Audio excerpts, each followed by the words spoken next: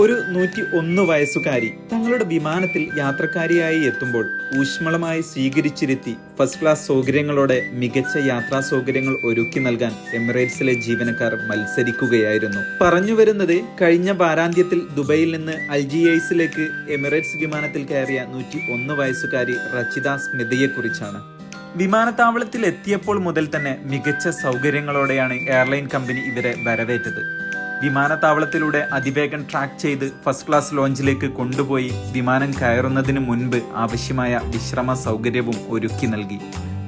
വിമാനത്തിൽ സുഖകരവും അവിസ്മരണീയവുമായ യാത്ര സമ്മാനിക്കാൻ ജീവനക്കാരും സദാ സന്നദ്ധരായിരുന്നു.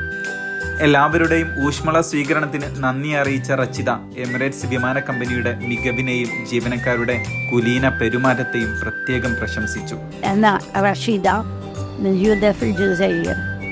1923 അൾജീരിയയിലായിരുന്നു റച്ചിദയുടെ ജനനം.